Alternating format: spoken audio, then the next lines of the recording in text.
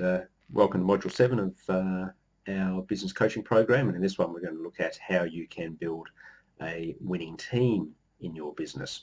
So we all say that people are our greatest assets, and we all know that teams are generally more successful in achieving outcomes for the business than if you compare that to individuals working alone. So why is it that most small business leaders, including myself, are so bad at building teams? And that's what I really want to have a look at in this business coaching video. So building teams is really about creating a specific type of culture inside your business. Building teams means that to be successful means you really need to build a clear understanding of authority, or there needs to be a clear understanding of authority. You need to empower people to make decisions and also to take responsibility for those decisions, which is a key element. To build successful teams and to sustain those, you need to be able to celebrate successes, and you also need to be able to establish clear decision-making lines across the organisation so that you can organise people to be working together successfully. And getting people to work together successfully is obviously the key to building a winning team. It's hard work to build teamwork into your business culture. You know, it can be really wearing when you have to spend so much of your time to try and get a bunch of people to work together harmoniously and productively, especially when the team work is not there to start off with, or that it's really, degenerated and there's poor morale and perhaps internal conflicts have well and truly set in. And that's the point where most small business owners and most leaders and managers across all sorts of organisations give up. And we revert to our old ways of doing business, which is just rely on individuals to do tasks and make all the decisions yourself. And I guess if you're an autocrat, to make sure that people are doing it your way or the highway sort of thing. But that's the point where we really need to hang tough. We need to push through the pain barrier, because you have to realise that your life will never be any better than when you lead a winning team. When the business doesn't have to rely just on you to make decisions, when the business doesn't have to rely on your hard work just to make things tick along every day, when you've got a team behind you that is committed to your vision and understands what its roles and responsibilities are, your life is never going to look backwards from there. So in the detailed coaching manuals that we use in this coaching model, we look at two aspects of team building. That really is that we try to make sure that you understand the dynamics of team building, and then look at yourself and try and build your own skills at being able to sustain an effective team within your business.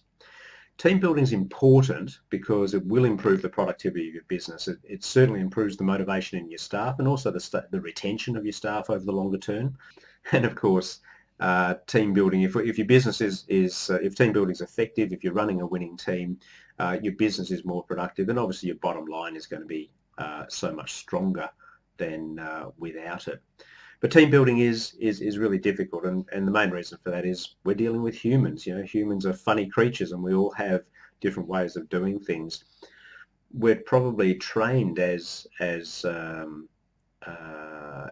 humans through our education process and onwards to work as individuals. We're told to work in teams, and then we're rewarded on an individual basis. So there's lots of mixed messages out there within our work life and our own private life and education, growing up as children. So sometimes it gets a little bit hard to try and balance up what it means to be part of a team and how to function effectively within a team environment as opposed to working as an individual. I think within teams, the risk of internal conflicts is probably higher than when people are just working individually in their own silos.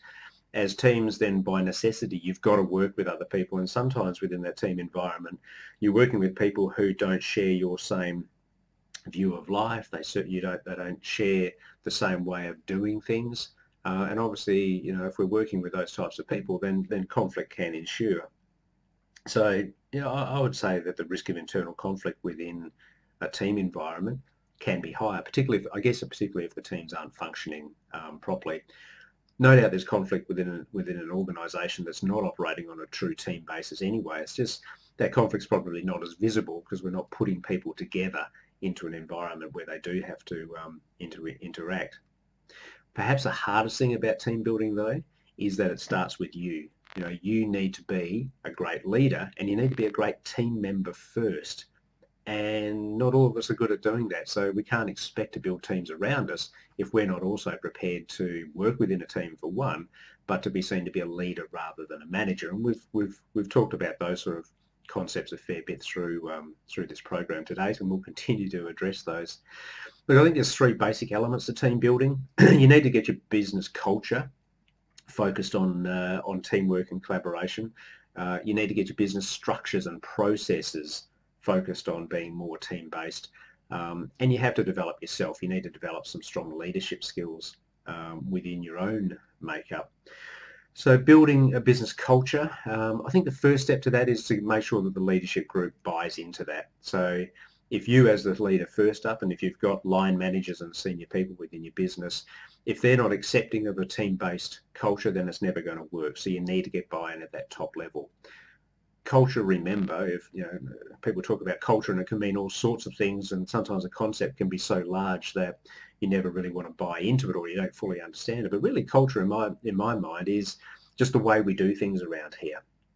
So if we look at teamwork, if the leadership group comes together and says we need to build a culture around teamwork, then teamwork just becomes the way we do things here. It's the expectation, it's the norm of the business. Our culture is we operate as teams. So make sure the leadership group buys in first. Make sure you involve the team as you build that new culture.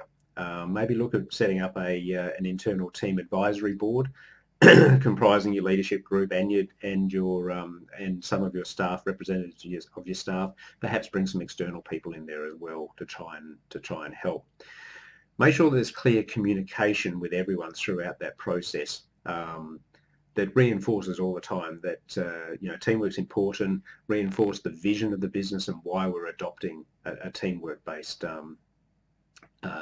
strategy there. Obviously, we need to recognise and we need to reward teamwork achievements. If we continue with our old focus of just rewarding individuals for their performance, obviously we're not going to be able to change any behaviours. So we just make sure that we reward team-based outcomes and celebrate successes, so people sort of reinforce the message about how good teamwork can be for the business. In terms of the business structure and focusing that on team processes, every team needs structure. Everyone needs to understand their roles and their responsibilities within that team and within the organisation. So documenting the organisational structure becomes important, and that organisational structure needs to show quite clearly where the teams exist and also where the teams interact, and within those teams, who's involved in the teams and what their roles and responsibilities are. Again, make sure we've got clear communication channels within the teams and also between the teams. We need to encourage really effective delegation, and we need to empower staff to take responsibility for their decisions. It's a core part of making teams work, is you have to empower people to take responsibility for the process and also for the outcome that comes out of that. We've talked about just making sure that the reward structures within the business are focused on team-based rewards. But remember, as you set those up, you also have to make sure that you can identify where someone is not contributing fully to the team. So if the team has a fantastic performance and hits the ball out of the park, that's sensational, and we need to reward that team behaviour. But if one or two members of that team haven't contributed to that, if they've really been slacking off and not pulling their weight in terms of their role within that team, we have to have a function there where we can identify that, and we need our reward structures need to discourage that type of behaviour. So we reward the people who are part of the team and contributed to the team. We reward those team members who are part of the team but didn't contribute as well. We don't reward them quite as much. You have to take have to take so much care when you develop those sort of reward schemes or incentive plans, because you just got to balance all of those sort of factors up. And we don't want to discourage individual performance. Individuals within teams need to strive to get their best performance as well, and we need to recognise individual achievement, but it needs to be within a team environment as well. So I would get external advice if I was looking to put a team-based reward structure or incentive structure in place. It's just that you really have to balance so many things to make it right. The third aspect of team building was getting yourself right, making sure that your leadership skills were strong, because your leadership skills are probably the single most important factor in the success of you being able to build a winning team with inside your business. You need to be able to walk the walk with your staff. If you've got any autocratic type leadership traits, you need to leave those behind. You need to become and be seen to be part of the team. Ultimately, the decisions are yours to make, and you will take responsibility for them, and it's your business, so no one else should be able to make those decisions. But you need to be able to demonstrate that you're collaborating through a process to reach that decision. So you're involving the team, you're relying on the team, but every team does need a leader, and ultimately that leader will need to make decisions, and that's you, because it's your business. You'll also need to be able to understand how to manage conflicts between team members and also conflicts between teams within the organisation. You need to be able to build systems, you need to be able to build process, you need to be able to build culture to be able to manage those conflicts going into the future. So there's lots of things that you as a business owner need to contribute to if we want to build this winning team. So look, I think in summary, if I look at my notes here, businesses perform their best when they harness the power of winning teams. I don't think you can argue against that. If you look throughout the business history, all of the strongest firms, all the strongest companies within your industry and within most industry rely on teamwork. They rely on the contribution of the entire staff structure, not just the genius of one or two business owners. Certainly there are examples where, you know, the geniuses can lead a team, but a lot of the times it's through innovation, and it's not sustainable. The business will ultimately fall over at some point, if at no other time than when that genius dies or leaves the business or sells the business on.